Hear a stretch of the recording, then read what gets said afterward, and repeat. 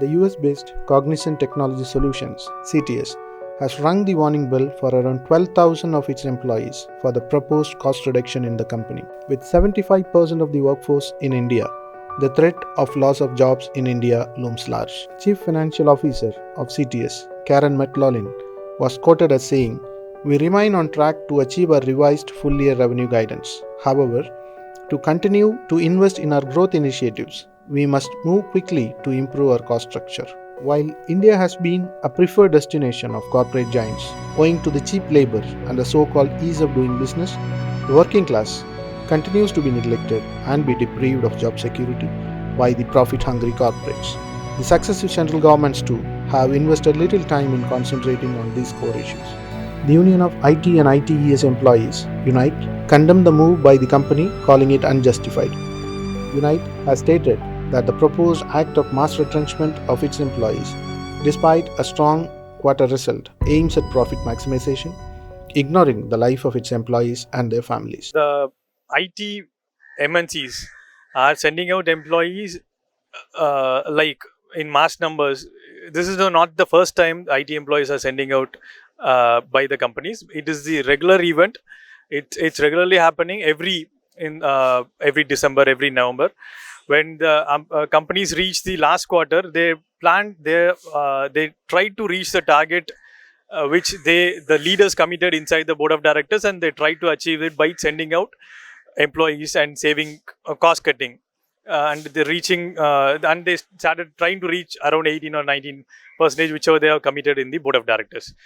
This tendency is what making in the IT industry stay as young as possible. There's no employees beyond 35 to 40 years. Once they reach 35, everybody start to panic that they can be sent out anytime. And this situation is also contributed because of the inaction taken by the government. So whenever there is an announcement by the corporates management to send out employee, the government are not implementing the labor law, the land of law, to prevent this action. There are laws in government to prevent such illegal retrenchments, but the government, Indian government as well as the Tamil Nadu government, is reluctant to implement in the name of affecting ease of doing business. So the government is keen on keeping the ease of doing business indicator as high as possible than keeping the ease of living of the employees. So it is because of this issue, employees are being sent out every year and every quarter, and there's no remedy coming from the government or the legal system in favor of employees. When we approach Labour Commissioner, instead of taking proactive steps after the CEO's announcement of Cognizant Infosys, they inform us that once, if any affected employee comes, bring them to me, I'll try to sort the issue. But our past experience in Verizon, Cognizant, Infosys, TCS, and all other companies is the conciliation process takes more than 6 months to 1 year, and this conciliation process is keep on dragging, and the employee financial condition is at stake, and their family, their kids, and it all depends on the monthly earnings of the employees, and they are at disadvantage. And the Labour Commissioner and the government are not worried about that. For company to start, they are giving a single window system, but the employers, but when it comes to employees, they are delaying it to 6 months to 1 year, and we demand that there should be a single window system for sorting out the issue, and the issue should be immediately sorted without delaying. This practice of hiring people, freshers, and at the same time sending out the mid-level or experienced people becomes a norm of the industry. It is not new to India, but it is being taken from the Western practices. Mohan Das Pai in yesterday's interview has quoted that this practice is continuously done in Western countries, and that is what being followed in India as well. But the labor law are not same as Western countries and India. These companies are violating the labor law and continue to do so because the government are not implementing or enforcing the law proactively. The hire and fire policy is creating a disparity inside the companies, where the wealth generated by the revenue generated by the the 100%, the employees who are the 99% of the company, and the directors who are 1% of the company. Together, the revenue generated and the profit generated are not shared or not distributed equally among the employees. The revenue taken by the 1% at the top is exorbitant, and the revenue taken by the 99% is meager, and they're not that is creating an economical inequality inside the company as well. Performance appraisal is a key component used as a reason to send out these employees out.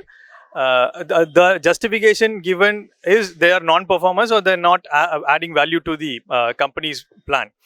But the performance appraisal system, if you take, there is no transparency in that. There is no standard metrics on what basis the performance appraisal is given. There is no equality in the performance appraisal. Only few can be given good rating and the majority cannot be given good rating, and such an unequal system is made as a criteria to send out people is the plot behind this profit maximization plan. So when the companies try to venture into a new field, the decision is taken by the management and the entire company follows them. And when there is a crisis, when there is a loss, or when there is non-profit, the entire risk is being transferred from the management decisions to on top of the employees. So on these background, we can know that this is a systemic issue. It's not the IT industry is not out of the capitalist system. It has all the characteristics of the capitalist system.